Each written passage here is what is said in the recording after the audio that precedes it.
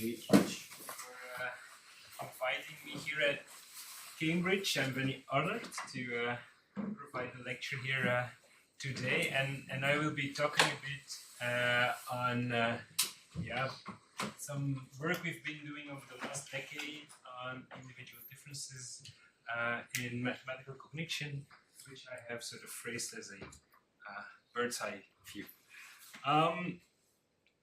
The starting point of the work is basically the observation that when we think about predicting individual differences in mathematics achievement, there is this consistent observation that the strongest predictors of later academic achievement are so-called more specific skills such as school entry math and reading. And this sort of fueled a lot of research on the study of so-called domain-specific predictors, like specific to a particular domain, in this case, mathematics of performance. And these have been emphasized as being very critical because they predict later achievement, but they also predict life success, they predict socioeconomic status, even after a very long period of time.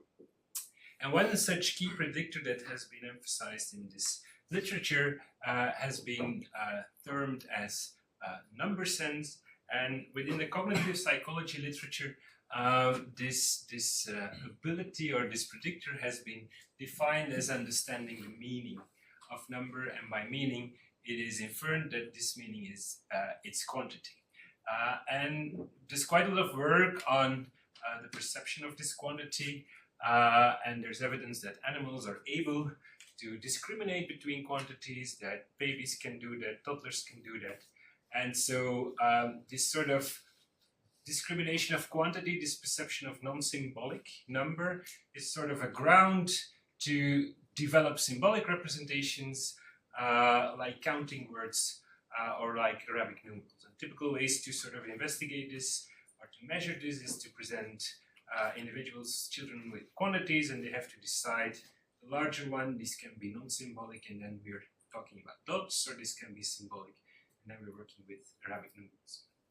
And the dominant hypothesis in the literature has been that these non-symbolic representations are foundational, and they provide the ground onto which symbolic representations are developed. And in this dominant idea, there's a unidirectional mapping from non-symbolic to symbolic. And the idea is that this understanding is important because it makes math meaningful. This is an example of a child that was doing a calculation, was a child with a learning difficulty. She had a lot of difficulties with maths, and she was diagnosed with dyscalculia. And I asked her to do 12 minus 7, and she said, that's 15. And then I said, yeah, why? She said, well, 7 minus 2, that's 5, and there's still 1 left. So I put the 1 here. So that makes 15. Of course, if you have a good understanding of quantity, you would realize that this answer is not correct. And so in this thinking about this number sense, it's sort of hypothesized that understanding this meaning of quantity is very critical to learn to calculate. There's quite some evidence that this number sense, this understanding of quantity, correlates with individual differences in mathematical abilities. This is an example of a meta-analysis we did quite some time ago, where we sort of summarized the evidence for that, and there's stable correlations between this processing of quantity, both with in a non-symbolic way and in a symbolic way. But one key finding is that the association with symbolic processing is significantly stronger. Now, this is all cross-sectional work, or at least that was cross-sectional work being summarized. Over the last decade, we ran quite a number of studies, longitudinal studies, studies in specific populations with children with difficulties in mathematics.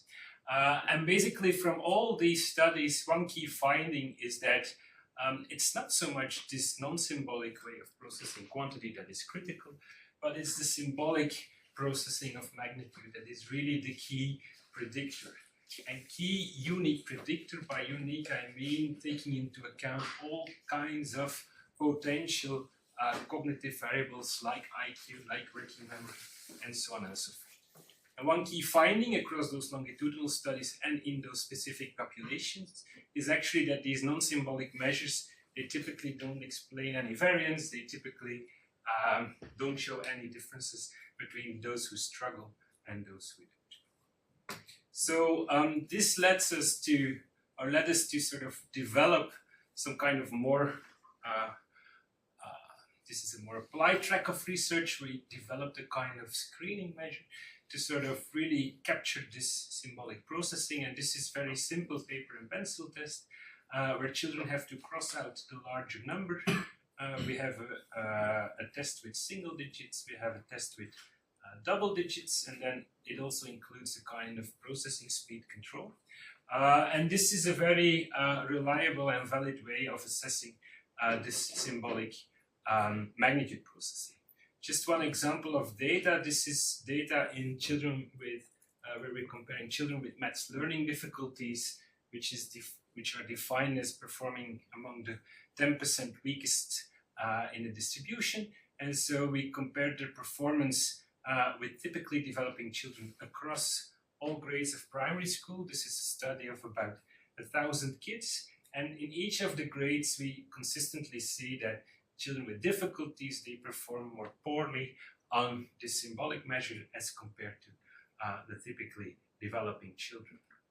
Of course, you see that by the end of primary school, those two groups are getting closer to each other because, of course, we're talking about very simple, very easy processing of number. The differences are a bit larger in the 2-digit version than in the 1-digit version, and I will come back later to this, but we have to take into account that this study has been run in Flanders in Belgium, where children speak Dutch, and Dutch has an interesting property, or at least making the processing of number a bit more complex because we have an inversion of decades and units in our counting words. So instead of 24, we say 4 and 20, which is a bit more complex to learn for children.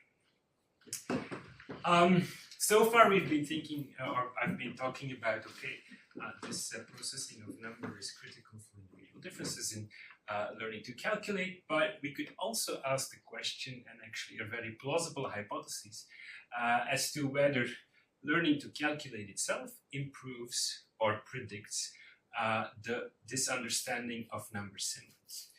And this is something we explored together with my postdoc, Kieran van Binst, in a study where we sort of were able to follow kids from grade 1 in primary school to grade 6, so spanning the entire primary school range. At both time points, we measured their symbolic magnitude understanding and their arithmetic. And so then we looked at the correlations. And so this is the correlation between our symbolic measure at the start of primary and arithmetic at the end. There's nothing new here as compared to the previous slides. That's just the standard assumed direction from number processing to arithmetic. But we also looked at the reverse association. And this is what we found. This reverse association is also significant. So arithmetic at the start predicts your symbolic processing at the end of primary school. This is all controlled for all kinds of relevant controls. And as you can see from the R-squared value, the association is even slightly stronger. So when we are thinking about this association between symbolic processing and maths, this association appears to be bidirectional. And this has implications for thinking about difficulties in maths learning, such as in dyscalculia, because actually you could say that these kids are twice at risk. On the one hand, their development of number sense is slower or going more poorly, for which reason they are at risk for developing difficulties with calculation. On the other hand, because they have difficulties in calculation, they don't have the strengthening of these symbolic representations that typically developing have when they're dealing with calculations. So if you think about it, if you're adding, let's say, 4 plus 3, and you find that the answer is 7, that sort of strengthens the idea that 7 must be larger than 4 or 3. So it goes, at least that's what we think in these two directions. And so this brings me to this challenging of this very simple mapping hypothesis of going from non-symbolic representations of quantity to symbolic ones. The data I have showed you so far, they already challenge this because in most of the studies that we do or that we've done, we find this strong association with symbolic measures, but not with non-symbolic ones. And there's also brain imaging data that sort of challenges this very simple idea that these symbolic representations are mapped onto these non-symbolic ones. And to give you just one example, this is some brain imaging work we did a couple of years ago together with Hans op de Beek, and it was in the context of Jessica Bulte's PhD. And basically we did an fMRI study where we presented adults with numbers, and these numbers could be either dots or could be digits, and we had 4 different numerosities, 2, 4, 6, and 8. And then we used this multivoxel pattern analysis to basically test the question to which extent these 2 representations are related. And so what we did was we first trained a classifier to detect a difference between magnitudes, and these magnitudes could be the symbolic numbers or they could be the quantities. And then we would test whether the classifier could predict a new magnitude. And so by doing this, we could on the one hand look at decoding, the regions in the brain that are able to decode these magnitudes. But we also could look at generalization. For example, if you would train a classifier to decode, let's say, in the non-symbolic representations, would they be able to predict the symbolic number? You would expect that they would be able to do that because in this dominant or this original model, there was a strong connection between the quantity and then the symbol. So here's what we found.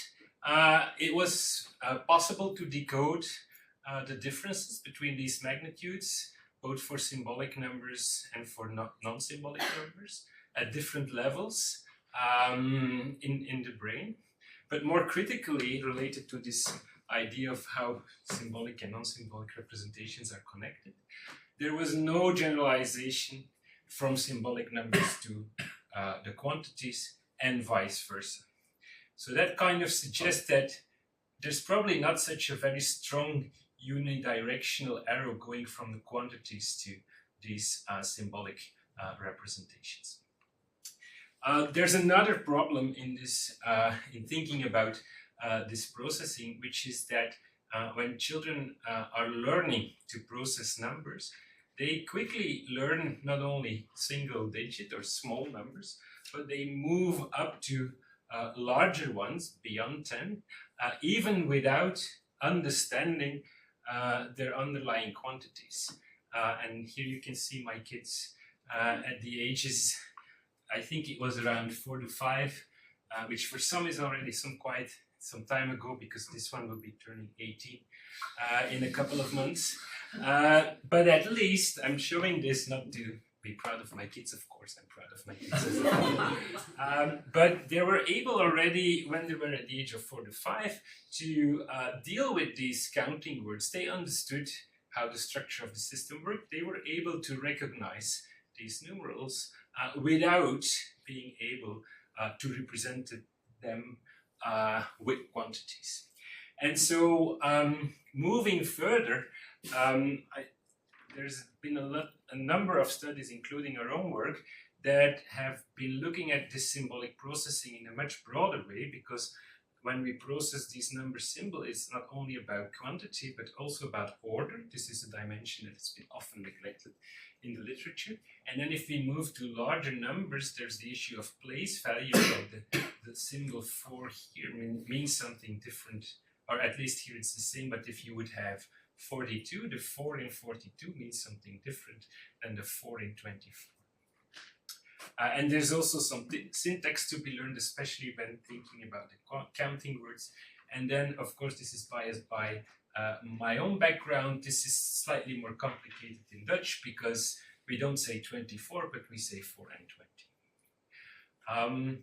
And so it's became increasingly clear that there's like many aspects in this symbolic processing, that there are different type of abilities that are probably interrelated to each other, and that already show high level of individual differences at very young ages, such as these minions here. And so that was kind of the starting point of a big study that we ran a couple of years ago with some colleagues. This is one of the team building activities, and I just realized that this is a very GDPR compliant picture because you don't recognize the people who are out there. But it was a big study where we followed a large number of kids from preschool all the way up to primary school, and we looked at different facets of symbolic number processing, different numerical abilities, as well as different cognitive skills and their maths achievement. And also, and I will come back to that later, some much more complex, at least for these kids, mathematical skills, including patterning, proportions, and probabilities. But first I will be focusing on this numerical abilities and maths achievement. We looked at a variety of things, not only at these sort of measures of understanding quantities where you have to compare two numbers, but also other stuff like counting or determining the number of a set, or the ability to identify numerals, not only the single digit ones, but also the more complex ones, which will require some more advanced understanding, for example, of place value. We looked at their understanding of order, which, as you will see later on, turned out to be a particularly interesting task. So here we showed children a number, and we simply asked them to indicate the number that comes before and the number that comes after, just to tap into this understanding of the ordinal properties of a number. And we also did some calculation with them. Here I'll be showing some very recent work. Actually, it's probably something we submitted not only maybe 1 or 2 weeks ago, where we tried to look at the interrelations of those different types of numerical abilities. And we ran some network analysis because these abilities are highly interrelated, but we wanted to see how these relations look like, taking into account, or actually moving beyond simply looking at bivariate correlations. And with these networks, we can look at these associations, taking all other associations between those variables into account. And that allows us to see patterns as to which of those numerical abilities are more central, more connected to others. And so we had this big set of longitudinal data. We had a measurement at age 4 to 5 and a measurement at age 5 to 6, exactly the same set of tasks. And so we could look at the network structure at those 2 time points. There are a couple of interesting observations. The first one is that the networks are very stable. So as you can see, they're very similar to each other in terms of their network structure.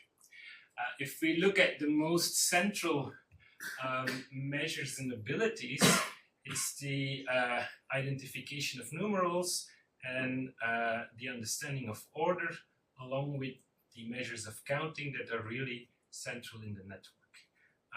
The measures of comparison, they're a bit more at the outside, and they don't have as many connections to the other measures as those critical variables here in the middle. And this is the case for the 4 to 5 year olds as well as for the 5 to 6 year olds. Now, in some question you might wonder about is like, okay, are there any 6 differences in these numerical abilities? I've put this in the talk for 2 reasons. One, it's one of the most often asked questions to me when I'm presenting this kind of work, so I thought I'd run ahead of that question. And B, it includes some Bayesian analysis, which I thought would be interesting for Danish. And so we basically looked at differences between between boys and girls in each of these measures. And we looked at this in 4 to 5 year olds, 5 to 6 year olds, and then when they have transitioned to grade 1. And what you're seeing here are Bayesian analyses where we contrasted two hypotheses. The blue is the evidence for a sex differences between boys and girls. The orange is the evidence for the absence of a sex difference. And to very quickly summarize it, it's mostly orange, so nearly all of the measures we have evidence that there are at this age no differences between boys and girls. There's one exception, which is the identification of numerals. The first time we saw it, we thought that we didn't really have a good explanation for this as to why this difference would occur. Interestingly, in some subsequent data collections, we repeatedly found this finding. And if somebody has a good explanation for it, I'm happy to hear it during the Q&A. Okay, we also looked to which extent these skills were related to later maths achievement. So we measured these skills in preschool. We had data on maths achievement in grade 1, grade 3, in primary school as administered by standardized tests that are routinely assessed in Flanders in schools. And if we look at those associations, I'll be showing these associations between our measures, and then we have two columns. In one column it's the association controlled for verbal ability, in the other column is the association controlled for spatial ability. And if we look at these associations, we get fairly stable associations between each of these predictors and maths performance. This is particularly the case for our numeral identification and order measures, and for counting. And as you can see, these comparison measures, their associations are smaller, particularly this non-symbolic measure. It's significant just because it's a large sample, but it's basically very small.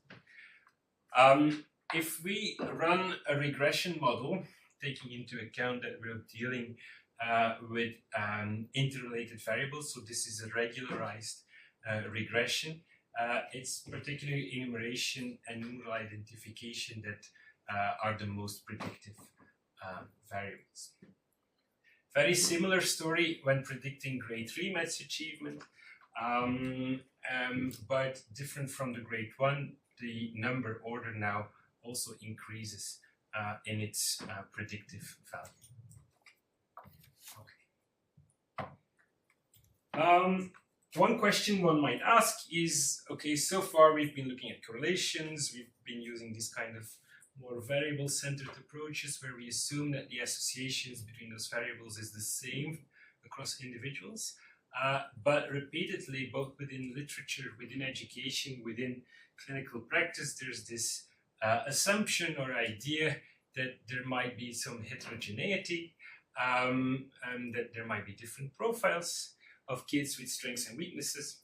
And so we thought, okay, let's test this hypothesis, whether we can find in this sample of kids profiles that differ in their strengths and weaknesses. And to do that, we looked at latent profiles, and we tested whether we could find in this data in kindergarten at 2 time points, whether we could find different profiles. And basically, this is the main outcome of that study. If we run these latent profile analysis, we can find different profiles, and they can be characterized as high achievers, that's the top line here, and low achievers, that's the bottom line, and then 2 groups in between that can be characterized as above average and below average. So there's a 4-profile solution here that actually shows that those differences are largely quantitative. So there's not that much evidence in the data that you would really have these kind of discordant or discrepant profiles between kids, and so the data aligns basically with the idea that we just have a quantitative difference out there. These profiles are predictive of later performance. That's sort of aligning with I've said before. Here you can basically see the difference between the profiles in grade 1 and in grade 2. And if you look at the bars, you can actually nicely see that it's kind of a quantitative difference. When we are testing or when we are calculating these models, we can calculate them just looking at only our numerical predictors alone, or we can also add covariates. We measured spatial skills, verbal skills, working memory, socioeconomic status, home variables, and if we factor those covariates in, we basically see the same distribution, the same finding, which kind of shows that those domain-specific predictors are really critical determinants of the individual differences of performance. If we're analyzing the covariates, what is having an impact on these profile differences are two key variables. One is vocabulary. That is particularly important for discriminating the lower profiles, so there is some degree of heterogeneity there. And across the distribution, there are differences in visual spatial working memory. So there's also a quantitative difference there that our 4 groups of children differ significantly with regards to that. Okay. I included this part because I knew that Danish was doing some work on the higher performing kids, and we ran a project that finished 2 years ago, and you can see here Merel Bakker, who made a PhD on that, defending the PhD on mathematical excellence, on the high performing kids. And basically this big sample that we had allowed us to see if we could already see some sort of predictors of excellent mathematical performance at this very young age in preschool. We actually added some new variables here, because when thinking about studying mathematical excellence, the mere focus on these numerical skills may be too narrow, and they may be too easy for the kids at that age. And there's these arguments that the mathematical world of these very young kids is much richer than the focus on number. So for that reason, in the bigger project, we had included patterning. I mean, there's one definition of mathematics as being a science of patterns, so the ability to understand patterns is a reasonable or is an important skill to acquire in the context of mathematics. We also included some more mathematical reasoning tasks. This is a proportional reasoning task, so it's kind of a sharing task, like if these 2 kids have together this amount or this number of sweets, how many would one child, if it were to be divided in a fair way, receive? And we also had a probabilistic reasoning task. So this is a bird who really loves berries, but he gets sick of blackberries. And so he doesn't know which box to take, but can you help him to decide such that he has a high chance of not getting the blackberry? Kids of 5-year-olds, they're able to do this kind of tasks, so above chance level.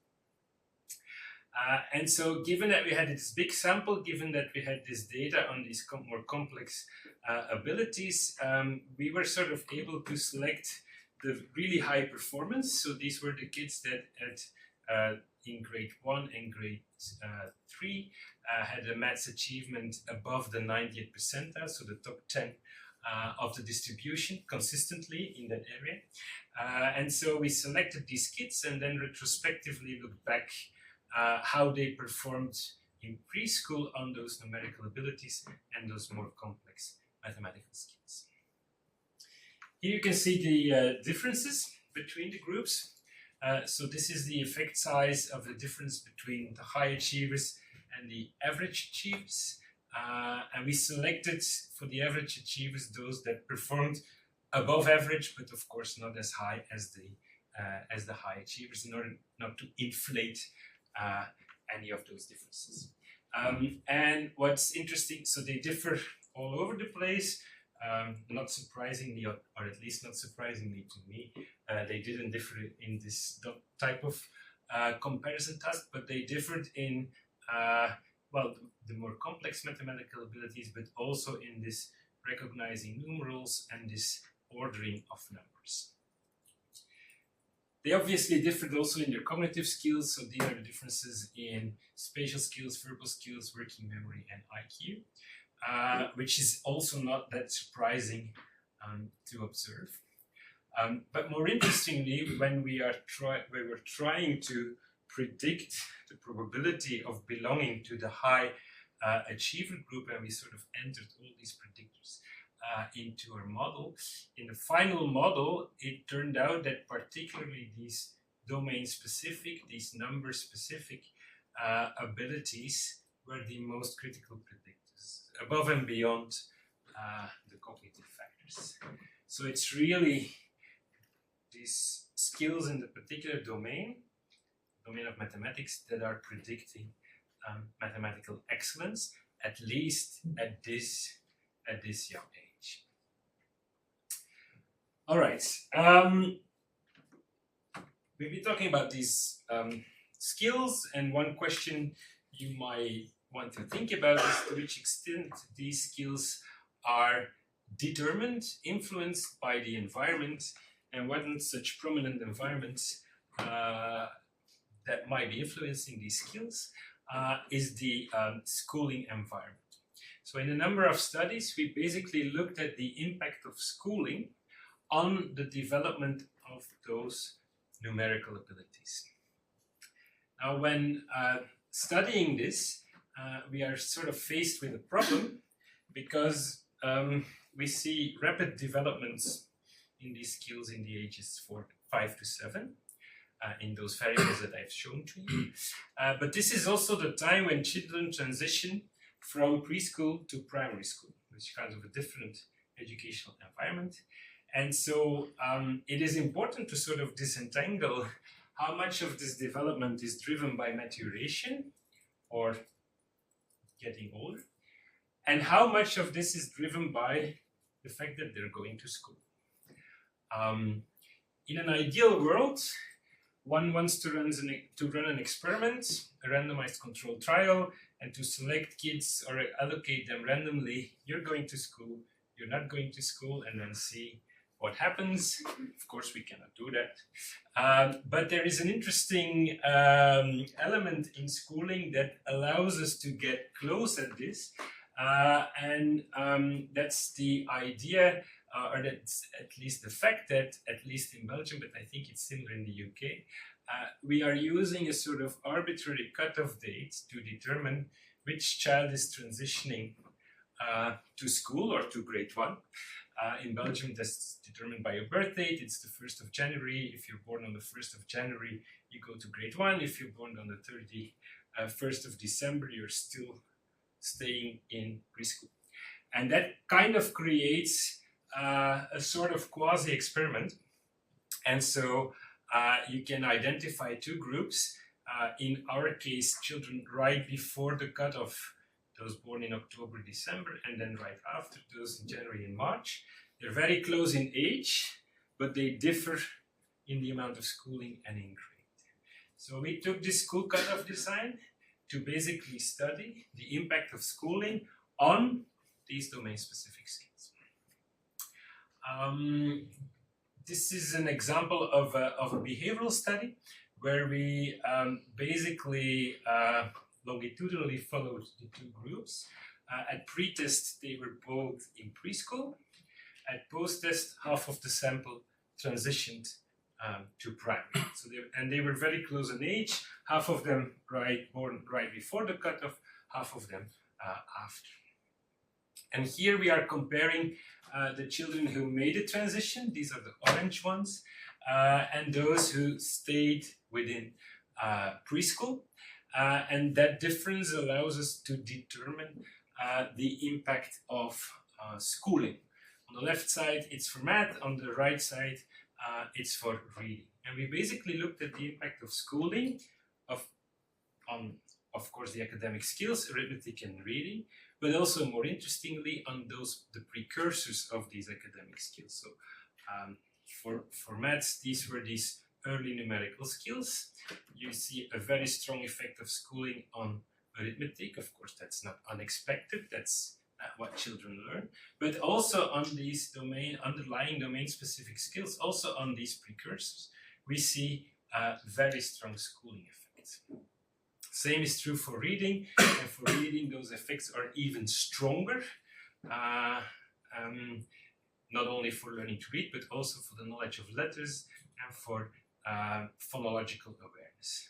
So this kind of empirically shows, yes, school matters, not only on arithmetic and reading, but also on its underlying precursors.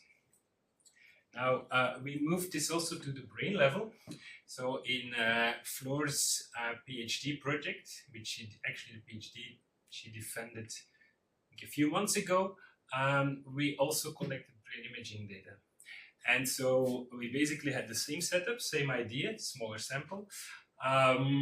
And we collected structural and functional data along with behavioral data when all kids were in preschool and then when half of the sample transitioned to primary. And these are some very new data. They were basically submitted, I think, a month ago, where we analyzed the structural data, so the effect of going to school on gray matter structure. And basically two key regions came out that showed an impact of schooling. We saw increases in volume in the left inferior parietal cortex, which has been related to number and mathematics, as well as in the inferior temporal cortex, which has been related to reading. And in both cases, you see an increase in volume in the group that transitions to schooling. Whereas in the non-schooling group, the volume remains the same. So this is an example of experience-dependent plasticity, where you can actually disentangle the effect of this environmental influence of school on brain structure. Right, this brings me to the last part of the talk, and actually it's moving from experience-dependent plasticity to interventions and malleability, and the question to which extent we can sort of stimulate, enhance this early numerical skills. And there have been many educational interventions to support these numerical skills. This is an example of a meta-analysis published about, I think, 6 years ago that evaluated interventions, particularly in the age preschool, beginning of primary school, that focused on these early numerical skills. And there's a large effect, at least in this meta-analysis. And if we look at the moderators of the effect, there's a couple of variables there. Age, so earlier interventions have more effect. In that meta-analysis, duration, so shorter interventions had larger effects. Numeracy domain, there were some larger effects for counting. And at risk status, they made a distinction between poor performance and consistently poor performance, and interventions were having or yielding larger effects for those who performed more poorly, not for those who performed consistently more poorly, so the students with the lowest levels. Now, 2016, that's 9 years ago, that's quite some time. Actually, if we look at the literature, there's a lot of intervention work published over the last decade, I would say. So with one of my students, we sort of replicated the meta-analysis and extended it with the data up to September 2025. No, that's not possible. No, that is possible. It's numbers, it's complicated. No, so we sort of doubled the amount of data. We also took a different meta-analytic approach. So instead of analyzing only one effect size per study, we analyzed all the effect sizes and accounted for the dependent nature of the effect. And we also looked both at the immediate effects and the long-term effects. And there was enough data to sort of analyze also this long-term effect. If we look at the effect size, you can see it's a bit smaller than the one I presented, but it is still moderate to large. If we look at the long-term effect, it's even smaller, and it's also not unexpected because typically in educational interventions, there's this so-called fade-out effect, such that the effect decreases over a longer time. If we look at the moderators, the picture is slightly different than the previous meta-analysis. What we observed was that the study period, so the new studies, so those after 2016, they yielded lower effect sizes as compared to the earlier studies. Age was still a moderator, so larger effect at younger ages.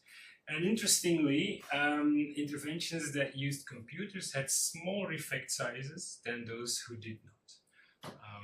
And we can talk about that in the Q&A section.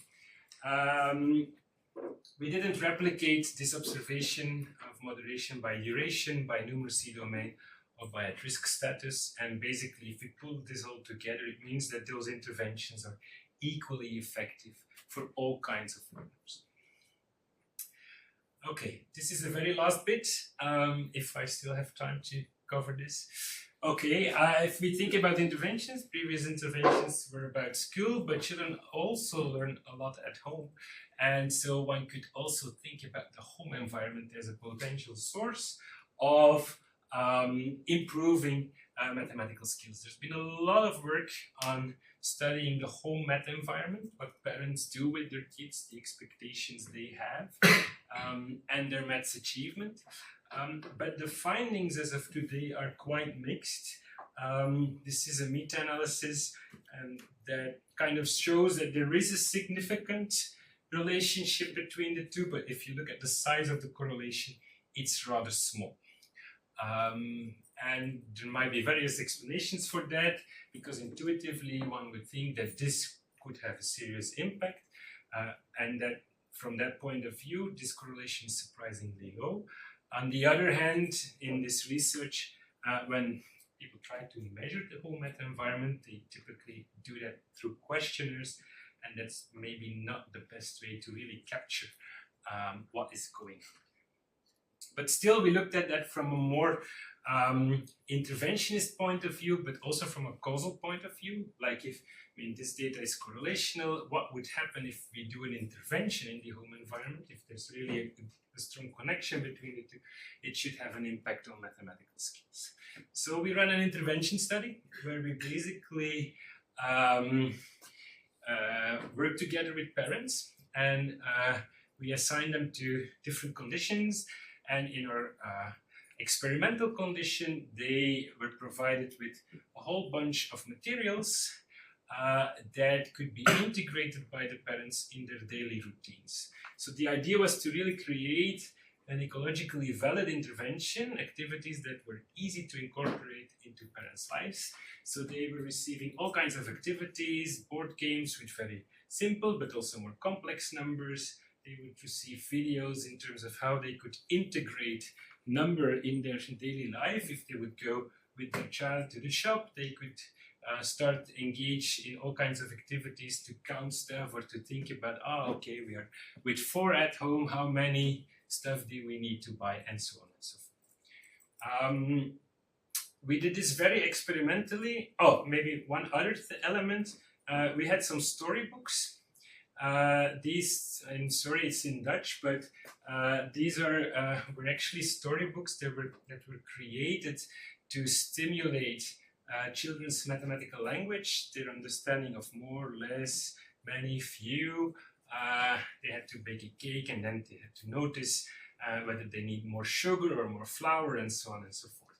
It's a kind of dialogical reading, so parents would go through the story, and there's questions included when they're reading, just to engage in sort of meaningful interaction. Importantly, we created these materials in 2 conditions. We had our home numeracy conditions, where all the materials included numbers, so including the storybooks and so on and so forth. We had an active control that had the same activities, but that didn't include any number. So there were some board games with colors there. There was also some storybook reading, but not with mathematical language. There were also videos about language development and so on and so forth. avoiding anything related to number. So we did this in preschool, ages 4 to 5, short intervention, 6 weeks, 3 times a week. Parents could choose whatever they did with their kids to have it as ecologically valid as possible and to make sure that they would do what we wanted them to do. And so we randomly assigned the kids to either the math condition or the language condition. So here is what we found. Oh, seems not to be working. I see. Windows want me to do some updates, which I'm ignoring. So yes, we had positive effects on early numeracy, particularly on the identification of numerals and on this number order task I showed you before. And we got some nice intervention effects where the math condition really made stronger improvements as compared to the active control. All right. I see that my time's up, so we're at the take home. I hope I have convinced you that symbolic number processing is important, that it is more than magnitude and quantity, and that there's a multitude of abilities going under there, including number order and the identification of numerals, which are some foci of some ongoing projects. There are stable individual differences in these skills, and they are largely quantitative. They're impacted by school, by going to school, and they can be improved by specific interventions. And with this I would like to end, and I would like obviously to thank a number of people who gave me some money to do the stuff, for which I'm very grateful, and my lab as well, for which I'm also very grateful to have. And I'm happy to take all questions, and I would like to thank you for your attention.